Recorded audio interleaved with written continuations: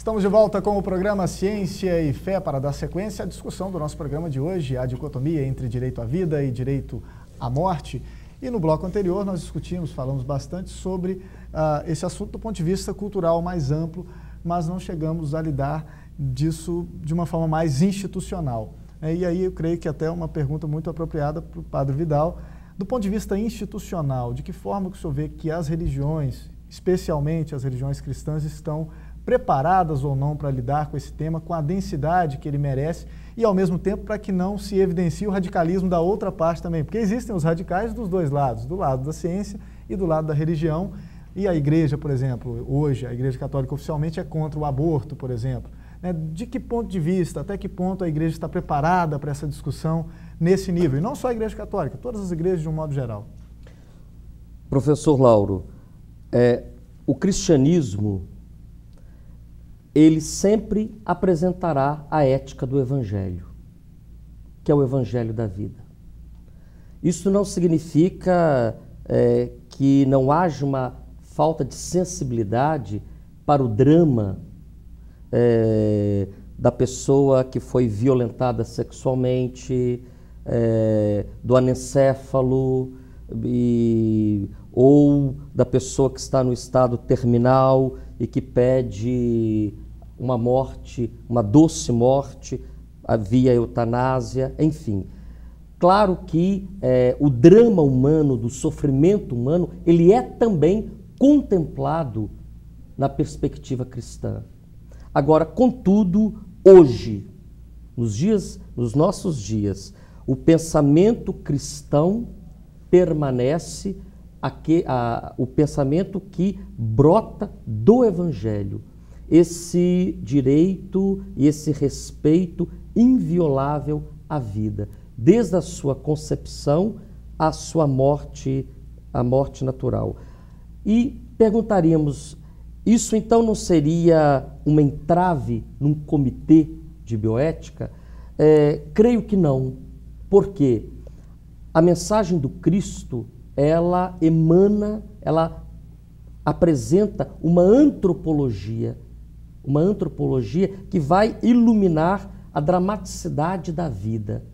E seria realmente uma omissão a qualquer comitê de bioética que viesse apresentar os temas emergentes, que realmente colocasse fora a mensagem cristã, que não seria para impor o pensamento cristão, ignorando as demais reflexões que vêm do mundo jurídico, técnico-científico, da psicologia, da psicanálise, enfim.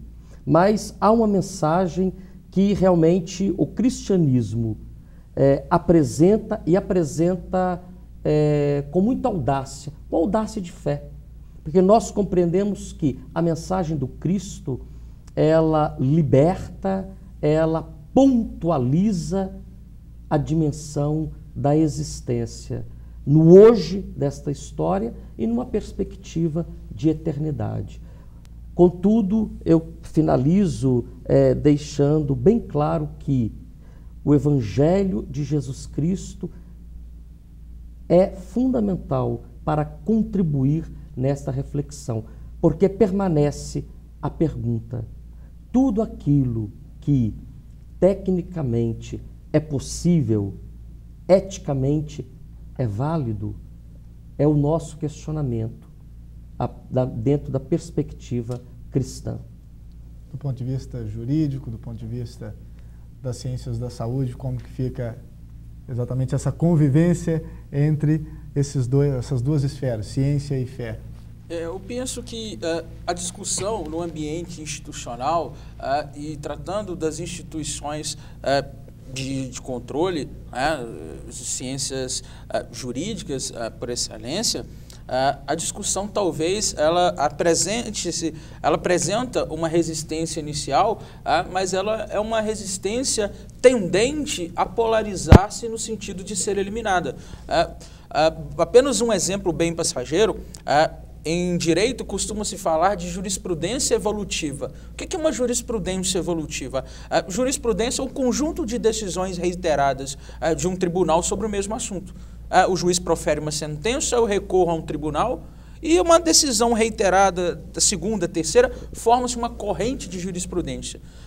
Então, a tendência é que quando o tema novo, ele provoque uma reticência. Então, evolutivamente, cadencialmente, ela vá se instalando e vá ampliando o debate. A questão colocada, portanto, eu penso que quando essa discussão ela se torna muito mais tênue ou difícil de se projetar e alcançar um número maior de envolvidos, justamente porque nesse ambiente religioso, essa questão, não sei por quais motivos, ela tende a se frear, ela tende a não se desenvolver. E é uma questão muito tênue, é igual o padre Vidal nos colocou.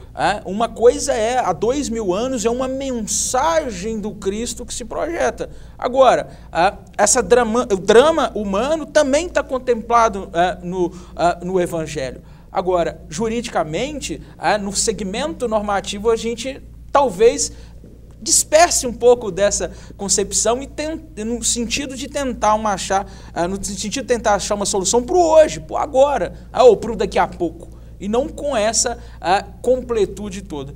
Então eu penso que no âmbito jurídico, por mais difícil, por mais reticente que essa discussão se coloque, ela tende a se estabilizar, alcançar um consenso democrático no sentido de poder se formular pensamentos ou regras para regular aquele assunto. Mais tarde, mais cedo, mas ela se instaura, ela se coloca de forma definitiva. Professor Roberto Joá, dentro das ciências médicas, por exemplo, você entende que hoje existe consenso em relação a essas práticas, eutanásia, suicídio assistido, ortotanásia? Veja bem, nós estávamos falando de bioética, né, da participação da religião nesses comitês de bioética. A psicologia tem um jargão que diz o seguinte: cada caso é um caso. Esses comitês de bioética deveriam analisar, né, caso por caso, e aí depois entraria no jurídico com a questão evolutiva. Freud, quando escreveu Psicologia das Massas e Análise do Eu, ele diz o seguinte, que existe uma psicologia individual, sua, do seu inconsciente, mas ao mesmo tempo essa psicologia individual, ela é uma psicologia coletiva, porque ela está impregnada das influências que você recebeu, desde o momento que você nasceu, das influências que você recebeu do seu médico, da influência que você recebeu dos seus amigos, das pessoas que você se relaciona, da religião que você frequenta, de tudo mais, entendeu? Então, acredito o seguinte, que seriam pessoas de uma certa, dentro de uma certa interdisciplinariedade, acho que deveria realmente caminhar junto. É um tema extremamente complexo, que em 30 minutos é difícil de estar debatendo isso, porque se a gente, ele começou a citar, aquele acabou de falar, o Ricardo, do Evangelho de 2000 anos, eu colocaria o seguinte, que tanto Freud foi além do seu tempo, sem querer comparar Freud com Cristo, mas Cristo também, porque ele já foi prevendo determinadas coisas, à medida que as coisas fossem complicando, que o ser humano também ia achar o descomplicador daquilo. Só que, de repente, a gente, hoje em dia, inseminação artificial, isso, aquilo e tal, um monte de outras coisas que seriam debates interessantes dentro da interdisciplinaridade, entendeu? Das várias ciências para chegar a um denominador comum. Como você fica o tempo todo impregnado dessas relações e você é aquilo que você, o seu conceito final, entendeu? Vai ser baseado nessa interdisciplinariedade que a gente convive com ela todo dia. No fim das contas, então, e essa pergunta fica para a gente fechar, e eu vou tentar, assim, fechar da forma, a gente fechar da forma mais breve possível. Direito à vida e direito à morte. As pessoas têm direito tanto à vida quanto esse direito à morte, ou, de certa forma, a gente tem que exatamente fechar numa ou noutra opção, ou as duas são possíveis? Qual seria a visão de cada um dos nossos convidados? E aí, de forma, pediria que cada um fechasse Na isso de uma forma perspectiva cristã, da antropologia cristã, nós temos o direito à dignidade, à vida e a uma morte digna. Por esta morte digna, hoje o cristianismo se identificaria com a ortotanásia, que está numa perspectiva humana e não evasiva. Do ponto de vista jurídico também, o direito à vida e o direito à morte, eles não se excluem. E nós temos um princípio magno constitucional, que é o princípio da dignidade da pessoa humana. A dificuldade, talvez, no campo jurídico hoje, seja definir os limites do direito à vida e os limites do direito à morte. Então, também nessa perspectiva, o direito à vida e o direito à morte se compatibilizam. Na saúde?